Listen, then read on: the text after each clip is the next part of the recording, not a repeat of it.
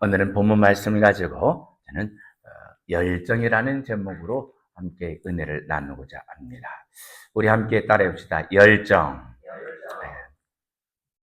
오늘 이 말씀은 사도 바울이 3차 전도 여행을 마치고 예루살렘으로 가는 길에 밀레도라는 곳에서 있었던 사건입니다. 사도 바울이 이 예루살렘으로 올라가는 과정에서 이 에베소 교회를 방문하고 싶었어요. 그런데 직접 들리지 못할 그런 상황이 된 거예요.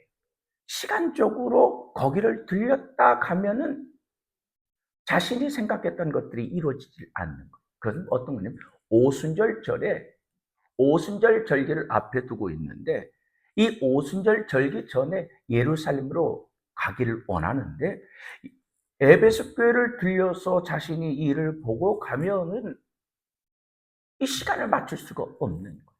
그래서 인편을 통해서 밀레도라는 곳으로 에베소 교회 장로들을 부르고 자기도 그곳에 가서 거기서 이제 만나는 그런 것이 오늘 본문 말씀입니다. 여러분, 사도 바울이 이 에베소 교회 장로들을 만났을 때 얼마나 기뻤을까요?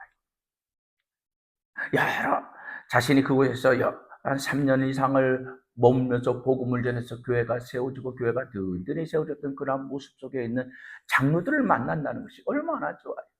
여러분, 우리도 그렇잖아요. 교제를 오랫동안 하던 그런 사람들과 헤어졌다가 오랜만에 만나면 얼마나 반갑습니까? 만나면 어떤 것이 있어요? 주로 지나온 시간들에 대한 여러 가지 막 이런저런 이야기들을 나누면서 뭐 행복한 시간을 보내죠. 그런데요, 지금 이 사도 바울도 이렇게 행복한 시간을 보냈어요. 그런데 그 시간도 그리 길지 않고 잠시뿐. 밀레도라는 지역으로 에베소 교회 장로들 자신이 부른 이유에 대해서 이야기를 시작합니다. 자신이 그들을 부른 목적을 말하기 전에 내가 지금까지 어떻게 주님을 섬겨왔는지를 먼저 이야기를 합니다. 그리고 이제 내가 이곳을 떠나게 되면은 이후에 사나운 이리가 교회에 들어와서 양떼들을 아끼지 않고 또 여러분 가운데서 제자들을 끌어서 자기 일을 따르게 하는 어그러지는 그러한 일을 하는 사람들이 일어날 것을 내가 안다. 그런 일이 일어나지 않도록 성령이 여러분들을 감독자로 삼아서 하나님이 자기 피로 사신 교회를 보살피게 한 것을 너희들은 잊지 말 것을 당부합니다. 사도 바울은 지금 이 밀레도의 이 장로들을 불러서 이러한 마지막 당부를 하는데요. 이 사도 바울이 여기서 마지막 당부를 하고 있는 것은 이제 다시는 내가 이 땅에서 너희를 볼 수 없는 날이 올 수 있다는 겁니다. 22절에 보면 예루살렘에서 어떤 일을 당할지 모른다. 지금 내가 오순절 절에 예루살렘으로 올라가기를 원하는데 내가 거기에 가면 어떤 일을 당할지 모른다. 그것에 어떤 일이 나를 기다리고 있을지 모른다. 어떤 환난과 핍박이 나를 기다릴지 모른다. 이 말씀을 좀 더 구체적으로 이야기하고 있는 것이 21장에 나옵니다. 거기에 보면 아가보라는 선지자가 나옵니다. 이 아가보라는 선지자가 사도 바울이 예루살렘에 올라가면 어떤 일을 당할 것이라는 것을 자신의 몸으로 그에게 보여주는 거예요. 사도 바울의 허리띠를 갖다가 자신의 손과 발을 꽂고 내가 이 허리띠의 주인이 예루살렘에 올라가면 유대인들이 이 허리띠의 주인을 나와 같이 묶어서 이방인들의 손에 넘겨줄 거다. 행위로 예언을 표합니다. 그러면서 사도 바울에게 극구 예루살렘에 올라가지 말 것을 권고를 했어요. 여러분, 지금 사도 바울도 내가 예루살렘에 올라가면은 거기서 어떤 일이 있을지 모른다는 것을 본인도 지금 성령을 통해서 느끼고 있고요. 또 하나님의 선지자였던 아가보라는 선지자가 이렇게 예루살렘에 올라가면 이런 일을 당할 것이라고 그에게 올라가지 말도록 그렇게 권유를 합니다. 예루살렘에 올라가면 내가 죽을 수도 있다는 그러한 상황이 펼쳐지는데도 불구하고 사도 바울은 죽음을 두려워하지 않고 주님께서 자신에게 주신 사명의 길을 당당하게 걸어갔다는 거예요. 여러분, 이 모습 속에서 예수님의 제자들과 사도 바울과의 그런 모습이 대두되지 않습니까? 예수님께서 십자가에 달려 잡혀진 그날, 예수님의 제자들, 특별히 베드로는 어땠어요? 조그만 소녀 앞에서도 예수를 모른다고 부인하고 조주까지 했어요. 왜 그랬습니까? 죽음이 두려웠어요. 그런데 사도 바울은 내가 예루살렘에 올라가면 죽을 것을 알면서도 많은 사람들이 만류하는데도 불구하고 당당하게 예루살렘으로 올라갔다. 여러분, 사도 바울이 복음을 전하기 전에 이 복음을 전하면서 죽음을 불사하는 이 사도 바울이 예수를 만나기 전에는 어떤 사람이었습니까? 그는 본래 열렬한 유대교 바리새파 사람이었습니다. 예수를 따르는 자들을 이단으로 여기고 예수와 교회를 핍박한 일에 그는 누구보다도 열정적으로 앞장섰던 이가 사도 바울입니다. 사울이었습니다. 그런 단지 자신이 거하는 그런 예루살렘에 있는 사람들만을 예루살렘에 거하는 예수 믿는 무리들만을 핍박하는 것이 아니었습니다. 다메섹이라는 지방에까지 원정 갈 정도로 그곳까지 원정 가서 그곳에 있는 예수 믿는 이들을 포박하여 올 수 있는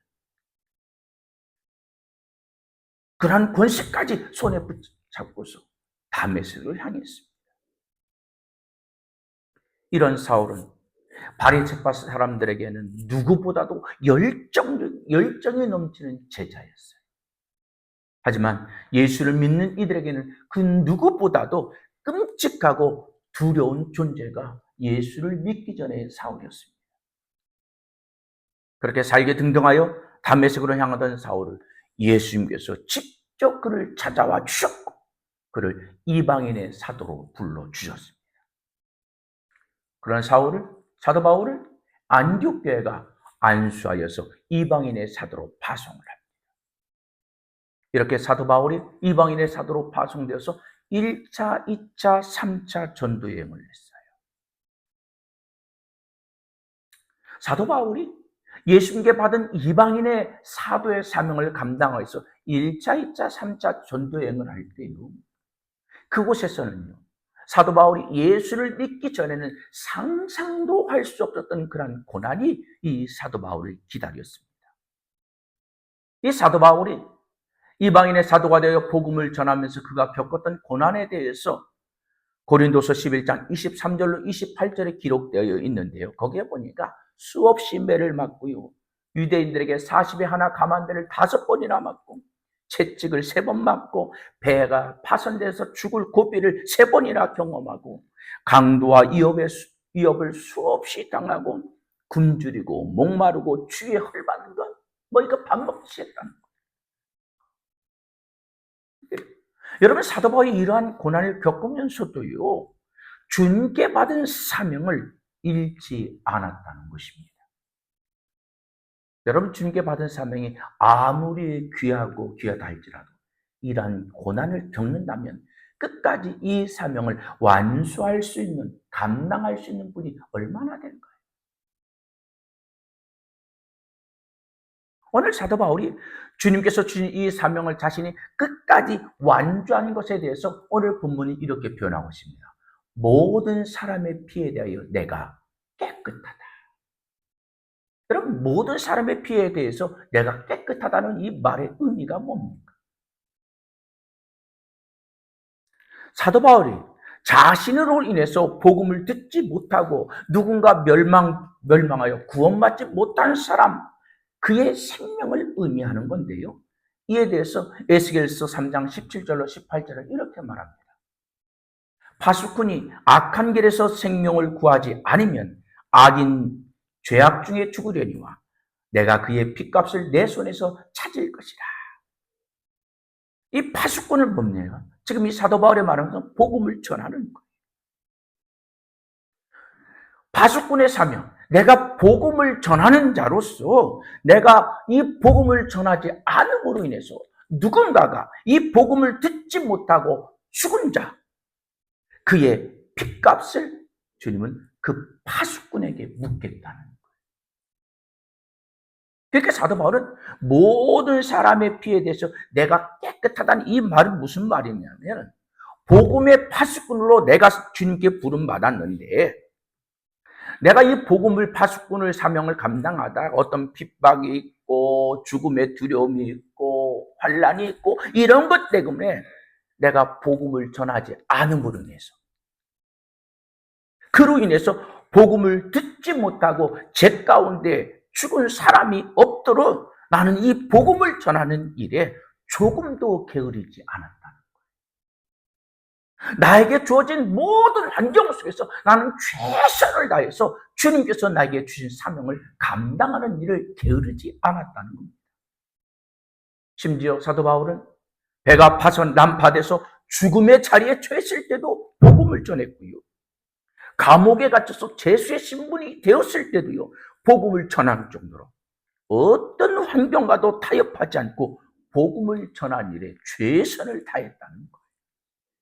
그래서 나는 나로 인해 복음을 듣지 못하고 지옥을 가는 자가 없다. 설령이 딸지라도 지옥에 간 자는 내가 복음을 전하지 않아서, 복음을 듣지 못해서 그가 지옥에 간 것이 아니라 내가 전한 복음을 그가 받아들이지 않아서 거절해서 지옥에 간 것이기 때문에 나는 그들의 피에 대해서 난 깨끗하다는 거예요. 그들이 지옥 간 거, 내가 복음을 전하지 않아서 그들이 지옥 간 것이 아니라 그들이 받아들이지 않아서 지옥 간 거기 때문에 그것은 내 책임이 아니고 그 복음을 받아들이지 않은 그들의 책임이라는 겁니다. 그래요, 여러분. 사도 바울은 이처럼 복음을 전하는 일에 대해서, 주님께서 자신에게 주신 사명에 대해서는 죽음 앞에서도 타협하지 않고 그 사명을 감당했다는 것입니다. 사랑하는 성도 여러분, 오늘의 시간 우리도 이 사도 바울과 같이 주님께서 우리에게 주신 이 사명에 대해서, 부르심에 대해서 어떤 환경 속에서도 어떤 상황 속에서도 흔들리지 않고 그 사명을 감당할 수 있는 믿음의 성도들이 될 수 있기를 주님의 이름으로 축복합니다. 사도 바울은 하나님께서 나에게 주신 이 사명에 주님께서 주셨다는 그는 확실히 그는 있었습니다. 이 확신이 있었기 때문에 그 많은 핍박을 받으면서도 포기하지 않았던 거예요. 여러분, 말이 그렇지 사도 바울이 당한 그런 고난들을 다시 한번 생각해 봅시다. 복음 때문에 수없이 많은 고난을 겪고 40에 하나 감암매를 5번이나 맞았어요. 여러분, 사도 바울이 40에 하나 감암매를 5번을 맞았다고 했는데요, 이것은 사도 바울이 맞았던 이 매는 태형이라는 겁니다.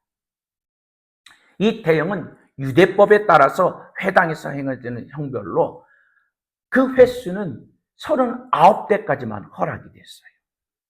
왜 이것을 39대까지만 매를 허락했냐면은, 가했냐면, 그것은 하나님께서 신명기 25장 3절에 있는 말씀을 본 겁니다. 40까지 때리려니와 그것을 넘기지 못할지니 만일 그것을 넘겨 매를 많이 맞으면 내가 내 형제를 경히 여길까 하노라. 매질을 하는데 잘못해서 40이 넘을 수가 있잖아요. 여러분, 우리도 어떤 숫자를 세다 보면 나는 정확하게 셌는데 또 다시 보면은 더 많기도 하고 적기도 하는 그런 모습들이 있잖아요. 그런 경우를 생각해서 나는 정확하게 세면서 40대를 때린다고 했는데 결국 41대를 때렸어요. 그런 일이 없게 해서 39대, 하나 감안 39대를 쳤던 거예요. 실수로 한 대를 더 때려도 40대까지 성경에 있는 그 말씀대로 행하는 거예요. 율법을 어기지 않기 위해서 40에 하나 감한 매를 그들이 매질했는데 그런 매를 사도 바울이 5번이나 맞았다는 거예요. 여러분, 참고로 이 사도 바울이 맞은 태형과 예수님께서 맞으신 채찍은 차이가 있습니다. 어떻게 다르냐면요, 이 태형은 유대법에 따라서 행해지는 형벌이었다면 채찍은 로마법에 따라서 행해지는 형벌이었습니다. 또 도구도 달랐어요. 태형의 도구는 가죽끈이나 막대기를 사용했다면 채찍은 가죽끈 여러 개의 그 끝에 뼈 조각이라든지 납 조각, 금속 같은 그런 것들을 달아서 이 채찍질을 합니다. 그러면 그것을 한 채찍질 하면은 그것이 살에 붙다 떨어질 때 이 살붙이가 떨어지는 거예요. 엄청난 고통이 있는 거죠. 때리는 부위도 달라요. 이 태형은 주로 등과 어깨를 쳤는데요. 태형은 등, 어깨, 다리, 전신을 가차없이 그냥 막 때렸어요. 이 태형의 목적은 징계라든지 교정이라든지 교육적인 측면이 강했기 때문에 죽음과는 거리가 있었어요. 그렇지만 그만큼 고통이 있다는 거죠. 하지만 채찍은요, 피부가 찢어지고 근육이 노출되고 심지어 내장까지 손상이 되면서 사망에 이르기까지 하는 그런 형벌이었습니다. 이처럼 태형은 고통은 있지만 목숨과는 상관이 없어요. 죽기까지는 않았어요. 그런데 이 채찍은 고통은 물론 목숨까지 위협을 당하는 형벌이었습니다. 예수님은 우리의 죄에서 구원하기 위해서 이러한 채찍을 맞으신 거예요.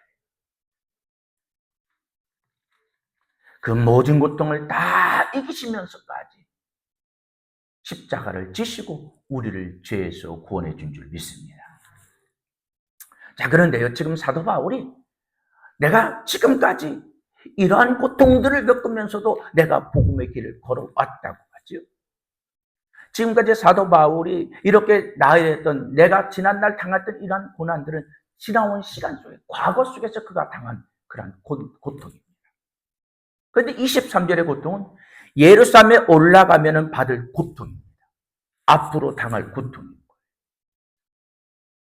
그 고통은 결박과 환난에 죽음에 이르기까지 하는 그런 고통이 지금 기다리고 있는 겁니다. 이러한 상황에서 사도 바울은 조금도 내 생명을 귀한 것으로 여기지 않고 지금까지 복음을 증거해 온 것처럼 죽음보다 더한 것이 나를 기다리고 있다 할지라도 예루살렘에 가겠다는 거예요.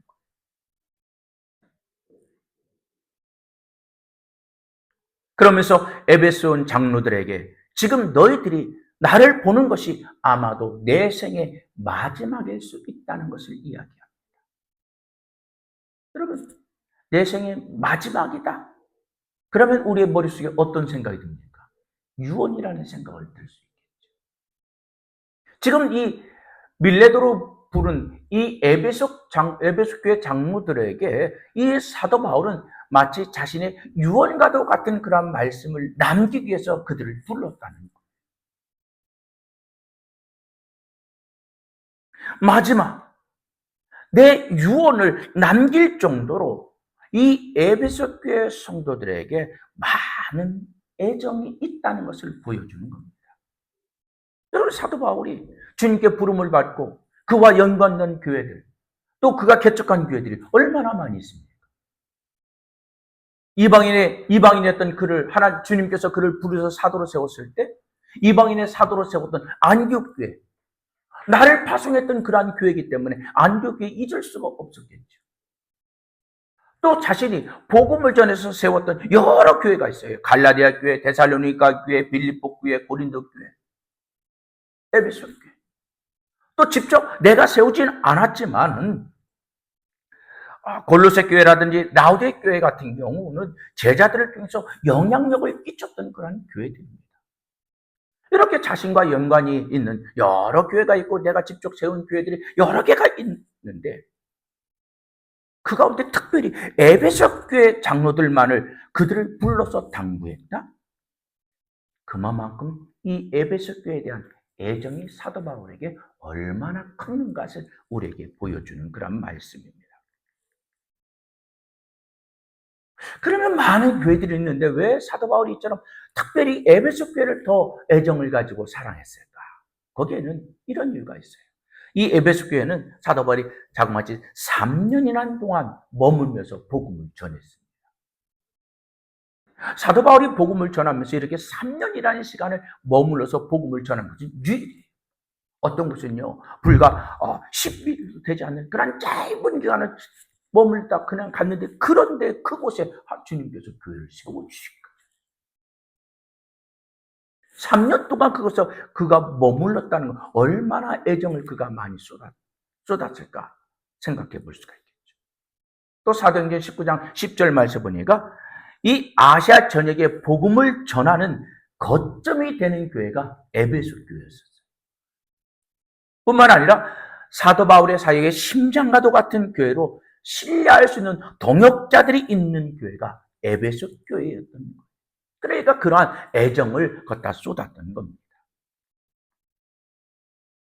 이렇게 애정을 많이 쏟고 그렇게 관심을 그렇게 많이 가지고 있는 이 에베소 교회가 내가 떠난 이후에 그곳에 일어날 일들을 생각하니까 마음이 너무 힘들어요.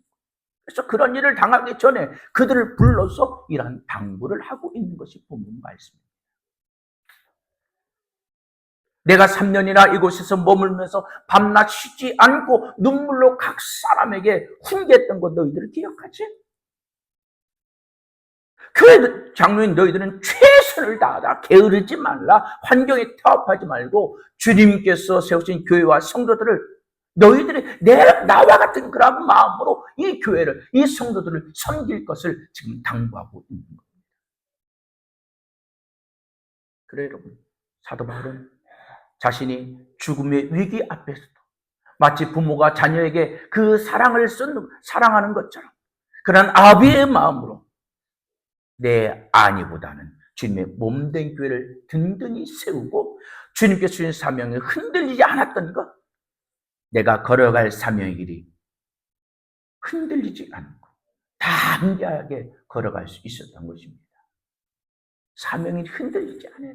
여러분, 주님께서 이 사도에게 주신 사명은 사도 바울에게만 특별하게 주신 사명입니까? 아닙니다. 사도 바울이 주신 이 복음의 증인의 사명은 예수 믿는 모든 이들에게 동일하게 주신 사명인 줄 믿습니다. 주님께서 부활 승천하시면서 모든 이들에게 주었잖아요. 너희는 가서 모든 족속으로 제자를 삼아 아버지와 아들과 성령의 이름으로 가르쳐 내가 분부한 모든 것들을 가르쳐 지키게. 예수를 나의 구주로 믿는 성도라면은 천하보다도 귀한 생명을 주께로 인도하라는 사명을 우리 모두에게 주신 동일한 사명이라는 것입니다. 뿐만 아니라 주님의 피로 세우신 교회가 이 복음의 사명을 감당할 수 있도록 주님께서 직분을 주시고 또 우리에게 각자 재능을 주셔서 주님의 몸된 교회를 든든히 세워가는 사명 또한 주셨습니다. 사랑하는 성도 여러분, 주님께서 나에게 주신 이 사명이 주님이 부르실 때까지, 나를 부르시는 그날까지 이 사명을 감당하기 위해서는 내가 받은 이 사명이 주님께서 내게 주신 사명이라는 것을 잊지 않기를 주님의 이름으로 축복합니다. 목사가 준 것이 아니라는 거예요. 하나님께서 목사를 도구로 삼아서 여러분에게 주신 사명인 줄 믿습니다. 주님께서 나에게 주신 사명 것을 인식하지 못하고 단지 사람이 준 것으로 인식하다 보니까 내 기분에 따라서 감정에 따라서 주님께서 주신 이 사명이 요동치는 거예요. 여러분, 주님께서 주님을 3번씩이나 모른다고 부인했던 베드로 한번 보세요. 부활하신 주님께서 갈릴리 바다에서 고기 잡던 이 베드로를 찾아가시고 그에게 어떤 질문을 던지십니까? 요한의 아들 시몬아, 네가 다른 사람보다 나를 사랑하느냐? 주님께서 이 질문을 던질 때 베드로의 심령이 어땠을까요? 주님께서 잡히시던 전날 밤 주님과 이 베드로의 대화를 한번 생각해 보세요. 주님께서 주님의 말씀에 베드로가 너희가 다 나를 버릴 것이라는 주님의 말씀에 베드로가 뭐랍니까? 여기 있는 사람이 다 주를 버릴지라도 나는 버리지 않겠다고 호언장담을 했었죠. 그런 베드로가 주님의 말씀대로 닭이 울기 전에 예수님을 3번 부인했어요. 그런데 그 주님께서, 부활하신 주님께서 갈릴리 바다에서 고기를 구워서 베드로에게 주면서 내가 나를 사랑하느냐. 이 말씀은 베드로에게 그렇게 들렸을 거예요. 내가 십자가를 지시기 전날 밤 고백했던 것처럼 지금도 다른 사람보다 나를 더 사랑하느냐 하는 그런 주님의 질문으로 베드로에게 다가왔지 않겠습니까? 그 주님의 말씀을 들을 때 내가 다른 사람은 다 주를 떠나도 내가 나만큼은 주를 떠나지 않겠다고 그렇게 호언장담했던 베드로가 소녀 앞에서도 주님을 모른다고 부인하고 주님을 저주까지 했던 베드로였잖아요. 그런데 주님의 이 말씀이 있을 때, 이 말을 들으면서 얼마나 마음이 아팠어요. 그때 베드로가 어떻게 보면 주여, 주님이 아시나이다. 내가 주를 사랑하는 줄 주님이 아시나이다. 주께서 아시나이다. 그 말씀을 들은 주님께서 베드로에게 뭐라고 하십니까? 내 양을 먹이라, 내 양을 치라는 사명을 주님께서 다시금 주십니다. 이 사명을 받은 이후에 베드로는 이전에 죽음이라는 두려움 앞에서 주님을 부인했던 그런 베드로는 찾아볼 수가 없었습니다. 부활하신 주님으로부터 내 양을 먹이라는 사명을 받은 이후에 이 베드로는 제자들과 초대교회의 구심점이 되었습니다. 세월이 흘러 로마에서 이 베드로가 체포되어 십자가에 못 박혀 죽는 그러한 판결을 받았을 때 베드로가 그렇게 이야기했답니다. 내 주님이 달리셨던 십자가와 같은 방법으로 죽을 수 없습니다. 나는 그분의 발끝에도 미치지 못합니다. 제발 나를 십자가에 거꾸로 매달라 달라고. 그래서 십자가에 거꾸로 매달려 순교했다고 합니다. 여러분, 주님께서 공생애를 시작하면서 갈릴리 바다에서 고기를 잡던 베드로를 부르실 때 그에게 뭐라고 하셨습니까? 나를 따르라, 사람 낚는 어부가 되게 하겠다. 주님은 사람 낚는 어부가 되게 하겠다고 그를 부르셨습니다. 하지만 베드로는 주님의 부르심에 인간적인 욕심으로 따랐던 이 베드로가 자신의 목적이 이루어지지 않게 되자 실망과 좌절에 빠져서 옛날의 모습으로 돌아가서 배와 그물을 가지고 또 밤새도록 씨름하고 있는 것입니다. 그런 베드로를 주님께서 다시금 찾아가셔서 그에게 사명을 주시고 내 양을 먹이라, 내 양을 치라는 사명을 주셨습니다. 주님께 이 사명을 받은 이후로 사도 베드로는 그의 사명이 흔들리지 않고 주님께서 걸어가신 십자가를 걸어가고 주님께서 매달린 그 십자가에 나는 주님의 발끝도 미치지 못하기 때문에 나는 거꾸로 매달아 달라고 애원하면서 십자가에 거꾸로 순교를 했다고 합니다. 사랑하는 성도 여러분, 주님께 내가 받은 사명이 무엇인가 알고 그 사명이 흔들리지 않는 자는 어떠한 상황에서도 사명이 흔들리지 않는 진정한 제자가 되더라는 것입니다. 주님께서 주신 이 사명이 흔들리지 않는 자만이 끝까지 주님께서 주신 사명을 완주할 수 있는 줄 믿습니다. 여러분, 주님께서 나에게 주신 사명을 끝까지 완주할 수 있는 데 필요한 거 대단한 것이 아닙니다. 한 가지만 있으면 되는 거예요. 주님께서 나를 부르셨다. 우리 한번 따라합시다. 주님께서 나를 부르셨다. 주님께서 나를 세우셨다. 이 직분은 주님께서 주신 것이다. 그래요. 주님께서 나에게 주신 이 사명, 이 직분은 주님께서 주셨다는 것이 이 믿음이 흔들리지 않아야 된다는 것입니다. 사도 바울은 이방인의 사도로 세운 것은 사람이 아니라 하나님께서 친히 나를 부르셔서 나를 세우셨다는 이 믿음이 흔들리지 않았기 때문에 끝까지 이 사명을 완주할 수 있었다는 것입니다. 사랑하는 성도 여러분, 오늘 우리도 마찬가지입니다. 하나님께서 우리에게 주신 사명이 있습니다. 주님께서 주신 이 교회, 직분, 교회에서 주신 이 직분, 장로의 직분, 권사, 집사, 교사, 찬양 사역자, 반주자 또는 보이지 않는 수많은 섬김의 자리를 하나님께서 주신 것인 줄 믿습니다. 주님께서 나를 부르시고 나를 세우셨다는 이 주님에 대한 이 말씀에 대해서 신뢰가 흔들리지 않기를 주님의 이름으로 축복합니다. 하나님이 나를 이 자리에 세우셨다는 이 믿음이 흔들리지 않는다면 주님께서 주신 사명도 절대로 포기하지 않고 끝까지 완주할 수 있는 줄 믿습니다.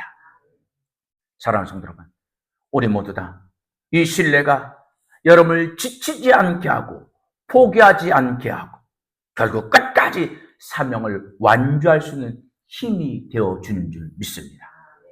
그러므로 우리가 붙들어야 할 것은 단순한 열정이 아닙니다. 하나님께서 나를 부르셨다는 하나님의 부르심에 대한 신뢰입니다. 그 믿음을 가지고 그 열정을 가지고 주님께서 여러분에게 맡겨진 사명을 끝까지 완주하는, 그래서 주님 앞에 설 때 우리 모두 잘했다 칭찬받을 수 있는 믿음의 성도들이 될 수 있기를 주님의 이름으로 축복합니다.